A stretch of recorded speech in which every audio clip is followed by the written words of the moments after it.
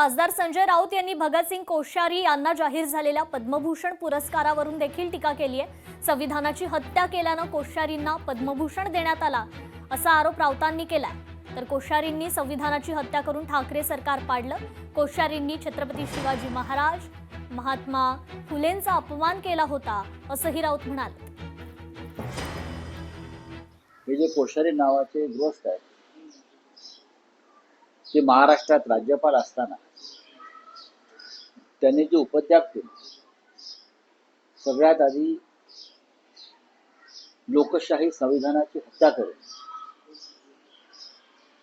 ठाकरे सरकार, उद्धव ठाकरे यांचं सरकार उलथवून टाकलं। भारतीय जनता पक्षाचं किंवा शिवसेना तोडून त्या गटाचं सरकार आणायचं होतं आणि ते त्यांनी करून दाखवलं आणि त्यासाठी लोकशाही, संविधान आणि महाराष्ट्रातील जनतेच्या लोकभावना पायदळी सोडवल्या।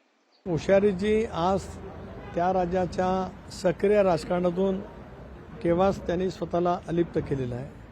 आपल्या राज्याचे राज्यपाल म्हणून काम करण्याची त्यांना संधी जरूर त्या ठिकाणी मिळाली। आता निवडणुका कुठल्या आहेत तर कुठल्या निवडणुका नजरेसमोर ठेवत भारत सरकारने अशापैकी निवड केली कळणं अनकलनीय आहे। शेवटी टीका करत असतानाच या संदर्भातले असलेले निकष, या संदर्भातलं आत्तापर्यंत केलेली निवड या सगळ्याचा साकल्याने विचार करण्याची आवश्यकता आहे। रामकृष्ण हरी। कारण का आम्हाला फार दुःख झालं होतं त्यावेळेस, म्हणजे ते जेव्हा महाराष्ट्रात होते। आजही आम्ही विरोधात, ठीक आहे, गव्हर्नर साहेबांचा एक वेगळा मान असतो, पण त्यांच्या काळात त्यांनी जी म्हणजे ज्यांना आमच्या देवासमान आहेत, आम्हाला आमचे श्रद्धास्थान आहेत असे महात्मा ज्योतिबा फुले आणि सावित्रीबाईंबद्दल वगैरे ज्या कॉमेंट्स केल्या ना, त्या आम्हाला वेदना देऊन गेल्या।